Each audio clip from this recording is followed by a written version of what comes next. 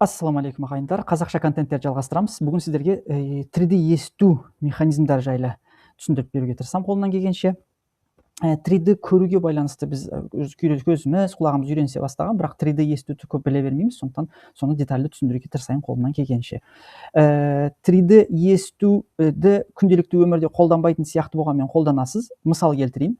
Мектепте отырсыз, мектепте оқушысыз, жаңағыдай көп балалар шулап жатыр, жан-жақтан шулап жатыр, және сіз қандай да бір адамға сфокусироваться, фокусталуға жоспарласаңыз, соған фокусталасыз да басқа адамдардың дауысын басып, миыңыз автоматически тек қана сол қалаған адамыңыздың дауысына фокусталып, соны нақты ести алатын дәрежеде бір механизм бар. Бұл как раз 3D естудің арқасында болатын нәрсе. Тыңдайтын адамыңа, тыңдайтын дыбыс көзіне фокусталу 3D естудің арқасында. Егер ол болмаса, ол нәрсені жасай алмас едік. Біріншіден, екіншіден, көзіңіз жұмып, дыбыс солдан, оңнан, арқадан, алдан келгендігін ажырата алу үшін, жоғарыдан төменден келгендігін ажырата алу үшін, немесе ұзақтан жақыннан келгендігін ажырата алу үшін 3D естуді қолданамыз. Сондықтан күнделікті өмірде біз байқамасақ та күнделікті өмірде қолданып жүрміз, және біздің өмірімізде өте маңызды нәрсе. Енді бұл ажыратуда жаңағыдай үш дименшнда жаңағыдай азимут бар, қаншалықты горизонталдық азимутта оңнан, солдан, алдымнан, арқамнан деген сияқты ажырату. Оған горизонталдық дыбыс көзін анықтау деп айтамыз. Немесе вертикалдық дыбыс көзі жоғарыдан, немесе төменнен келген ажырату, немесе депс деп айтады, тереңдік, немесе ұзақтық расстояниен ажырату. Осы әрқайсының өзінің бөлек механизмдер бар, соларды түсіндіріп айтайын. Енді анатомияға келмей-ақ қояйын, құлақтың жаңағы құлақ алды, жаңағы резонатормен алды, ішкі құлаққа берілді, ішкі құлақта жаңағыдай корти органы дыбыс импульстарын, то есть дыбыс энергиясын, дыбыс толқындарын нерв импульсына айналдырды деген сияқты нәрселерді айтып білеміз. Алдындағы лекцияда егер қаласаңыз тыңдай аласыздар. Мен енді жаңағы бірінші горизонталдық локализацияға үңіле бастайық. Бұл жерде екі түрлі механизм қолданылады. Құлақтар арасы уақыт айырмашылығы, яда немесе ағылшынша intraoral time difference деп оқылады, немесе intraoral level difference деген екі түрлі механизм бар. Бұл нәрселерді үйренісе бастаған сайын ғылымда оны күнделікті технологияда қолдана бастады. Мысалы, стерео звук пен наушниктер осы механизмді қолдану арқылы бізді жаңа шын дыбысқа, шын дыбыс көзіне ұқсайтуға тырысады. Немесе жаңағыдай кинотеатрларға барған кезде біздің осы механизмдерді білгендіктен бізге более шын сияқты бір сезім беруге тырысатындығы осының білгендіктерінің арқасында. Біздің құлағымыз өкінішке орай ма деп айтсам, аватардың құлағы сияқты, немесе мына иттің құлағы сияқты оңға, солға локар сияқты бұрыла алмайды. Сондықтан ол арқылы біз дыбыстың көзін горизонталдық деңгейде анықтай алмаймыз. Біздің құлағымыз стабильді тұрады. Сондықтан біз intraoral level difference деген нәрсені қолдануға мәжбүрміз. Ол не нәрсе? Ол былай нәрсе. Мысалы, дыбыс менің сол жағымнан келді деп есептеңіз. Дыбыс менің сол жағымнан келсе, бірінші мына сол құлағыма жетеді. Сөйтеді, оң құлағыма жету үшін басымның көлеңкесінен өтуге тура келеді. Басымның көлеңке, оны head shadow effect деп айтады, басының көлеңке эффекті. Сондықтан басының көлеңкелеуінің кесірінен сол қарсы жақтағы құлағыма дыбыс энергиясы жоғалып барады, бір потерямен барады. Сол потерямен барған кезде екі жаққа құлаққа барған дыбыстың энергиясының арасындағы разницасын, өте аз мөлшердегі разницасын сезініп, соны есептей алатын мидың арқасында біз солдан немесе оңнан келген ажыратудағы механизмнің біреуі бұл. Бұл жерде бір не бар, загвоздка дейді орысша. Бұл тек қана жоғары жиіліктердегі толқындарда ғана жарайды. Егер төмен жиіліктегі толқындар болатын болса, онда жарамайды. Өйткені төмен жиіліктегілердің толқын ұзындығы жоғары болады да, толқын ұзындығы жоғары болғаннан кейін оларда аттенуация деген нәрсе болады. Жоғарыдағы неге көрсеңіз болады. Жоғары жиіліктегі толқын ұзындығы қысқаларда мына жердегі shadow эффект көріледі да, ал толқын ұзындығы жоғарыларда shadow эффект көрмейді. Өйткені дифракция деген несі, дыбыстың дифракциялық әсері басым болып кетеді, оны ажырата алмайсыз. Мына неде де көресіз, мына жасыл, қызыл, көкті көріп отырсыз ба? Жоғары жиіліктегілерде разница жоқ.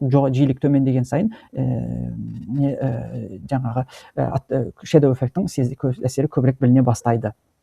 Ал енді оған түсініктілеу болу үшін, бағана толқын деген нәрселер түсініктілеу болу үшін, теңіздегі толқынды судағы толқында түсіну оңайырақ болады. Судағы толқындардың мысалы таралып жатқан көзіңізге елестетіңіз. Қамыс тұрса, қамыс бұл толқынның несіне, формасына әсер етпейді. Өйткені қамыстың мөлшері толқын ұзындығынан әлдеқайда кішкентай болғандықтан жаңағы не болмайды. А егер алдындағы кедергі толқын ұзындығының мөлшеріне қарағанда үлкендеу болатын болса, онда shadow эффект, яғни көлеңкелеу эффекті бұл жерде басым байқала бастайды. Сондықтан интераурал тайм дифференс және интераурал левел дифференс осы жерде маңызды.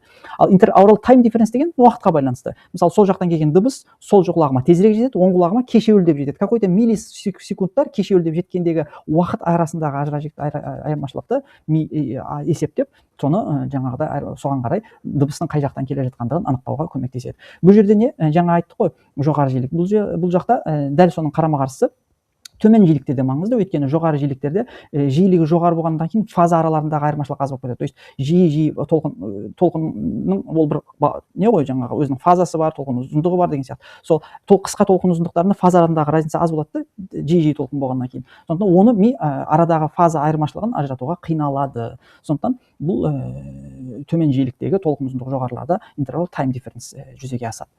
Ал мидағы не болып жатады, мида қандай нәрселер болып жатады, оны ара жігін түсіну үшін мидың анатомиясына кіре кетейік.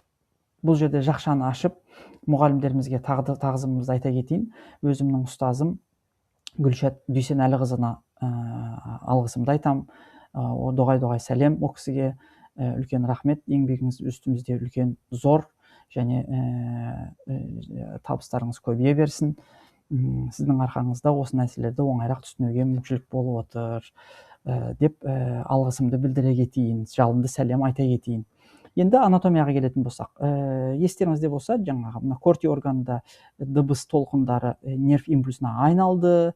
Сөйтіп ол бірінші спиралды ганглионда бірінші нейронның денесі бар, содан екінші нейронға береді, екінші нейрон кохлеардық нуклеуста екінші нейронның несі бар, денесі бар, сосын үшінші нейрон. Именно үшінші нейрон маңызды, өйткені ол superior olivary nucleus деген аталатын нуклеус. Ол комплекс деп айтады, superior olivary комплекс деп айтады, өйткені ол целый комплекс негізінен. Және бұл жерде қарсыға қиылыс жасап қарсыға өтеді. Сол жақтағы нерв талшықтар оңға, оң жақтағы нерв талшықтар солға өтіп, сөйтіп қарама қарсы жаққа өту процесі болады. Және бұл superior olivary nucleustың ішіне үңілетін болсақ, мына жердегі сияқты 5 нейрондық бір комплекс бұл. Мына жақта да 5 нейрондық комплекс, және бір-бірімен қиылысатындығын көріп отырсыздар. Бұны кішкене үлкейтіп көрсететін болсақ, мына сияқты көруіңізге болады. Бұл жерде маңызды не? Бұл жерде жаңа superior olivary nucleustың нейронының денесіне сол жақтан да оң жақтың да нелері келеді, талшықтар келеді, екі жақтан да келеді. Және бұл нуклеус әрекет потенциалы болу үшін мына жақтан да импульс келуі керек. Сол кезде бұл жерде әрекет потенциалы қалыптасады. Енді түсінікті болу үшін мынандай бір мысал келтірейік. Мынандай бір снаружение қалыптастырдыңыз, жан-жақтан микрофон қойдыңыз, сіз мынаусыз, және мысалы әр жақтан әртүрлі дыбыстар бересіз. Superior olivary nucleustың схематикалық көрінісі мынау сол жақтан келген көк нервтің талшықтары, мынау оң жақтан келген қызыл нервтің талшықтары, жасыл ол superior olivary комплекстің нейрон жасушалары. Мына нейрон денесі. Нейрон денесі екі жақтан да келген нерв талшықтарымен байланысып тұр. Енді бұл нейрон денелері әрекет потенциалы қалыптасып, жоғары қарап мәліметті беру үшін екі жақтан да мәлімет келу керек деп айттық. Мысалы айтайық, тура алдымыздан, қарсымыздан дыбыс келді. Онда екі құлаққа бірдей жылдамдықпен дыбыс келеді, екі құлаққа бірдей күшпен дыбыс келеді. Мына жақтан келген дыбыс, сол жақтан келген нерв нелері, жаңағы импульстары, ең бірінші мына нейронға келеді, екінші мына нейронға келеді, сосын кешеуілдеп мына нейронға өстіп кезегімен келеді. Мына жақтағы бірінші 5-ші нейронға келеді, сосын 4-ші. Мен 5-ші нейрон, 4-ші нейрон деген нәрсе жоқ, мен просто сізге түсінікті болсын деп нумерация жасап қойдым да. Бірінші мына нейронға келеді, сосын мына нейронға, сосын мына нейронға сөйтіп келеді да, ең соңғы мынаған келеді.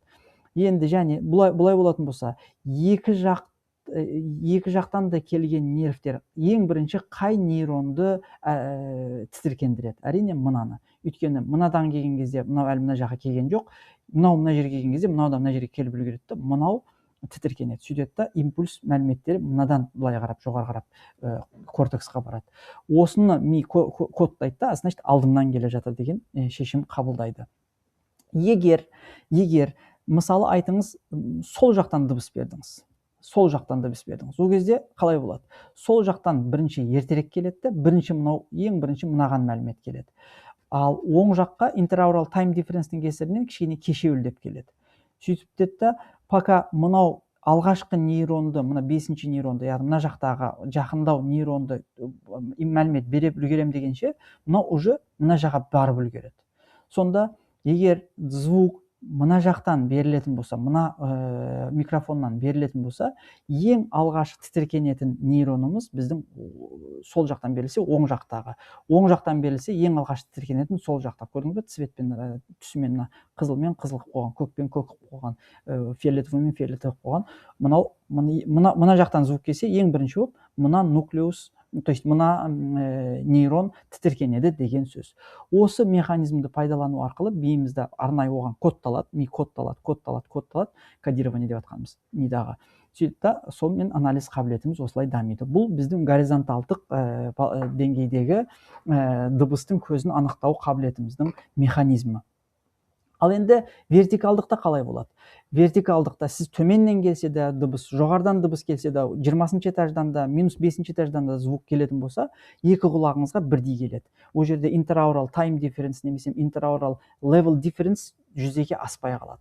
Оны бұл мәселені шешу үшін біз құлақтың қалқанын қолданамыз. Құлақ қалқанының хеликс деген мынандай шығыңқысы бар, антихеликс деген шығыңқысы бар, симбоконха, конха, трагус деген шығыңқы кіріңкі өзінің извилиналары, гирустары, сулькустары бар ғой. Солардың топографиялық, анатомиялық ерекшелігіне қарай кодтауды ми үйренсе бастайды. Осыны арқылы біз вертикалдық ажырату қабілетін жүзеге асырамыз. Алайда, мысалы, бұны түсініктілеу болу үшін табиғаттан мысал келтірейін. Жапалақтардың құлақтары өте маңызды, өйткені олар түнгі аңшылар және түнде дұрыс көрмегендіктен олар максимум құлақтарына сенеді, құлақтарынан пайдаланады. Құлағына пайдалану арқылы аңының орнын анықтайды. Сондықтан олардың оң құлақтары кішкене жоғары, сол құлақтары кішкене төмен тұрады да, сол арқылы интераурал тайм дифференс механизм олар горизонталдық деңгейде де, вертикалдық деңгейде де қолдана алады. Сондықтан олар ауларын қараңғы уақытта да өте жақсы аулай алатындығы осының арқасында деп өте кетейін. Енді жаңағыдай оны механизм түсіндіретін, бұл жерде жаңа head related transfer function деген механизм қолданылады. Head related transfer function деп атқан тек қана жаңа құлақтың извилиналары мен гирустары ғана емес, басымыздың формасы, бас сүйегінің формасы, жақ сүйегінің формасы, иығымыз, то есть бұның бәрі акустика ғой. Қоршаған ортамыз, денеміз, кеудеміз, осының барлығы келіп жатқан дыбыстардың сынуы, шағылысуы, жұтылуы деген сияқты дыбыс толқындарының өзіне физикалық қабілетіне қарай қуырылып, өңделіп, құлаққа келіп, құлақтың қалқанымен өңделіп, соның ішке құлаққа кіруінің физикалық ерекшеліктеріне қарай ми соны кодтайды. Оған head related transfer function деп айтаймыз.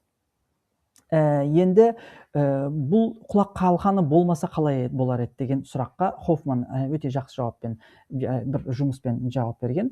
Бірінші, адамдардың құлағына ешқандай нәрсе жасамай, жоғарыдағы суретті көрсеңіз болады, жаңағы вертикалдық точечно дыбыс көзін анықтау қабілетін өлшейді. Дыбыс көзін анықтау қабілеті өте жоғары екенін көріп тұрсыз мына жерде. Сөйтеді, оған не істейді? Құлағының ішіне пластилин толтырып тастайды. Сосын өлшейді. Сол кезде вертикалық деңгейдегі анықтау қабілеті өте төмендеп кеткенін көресің. Сосын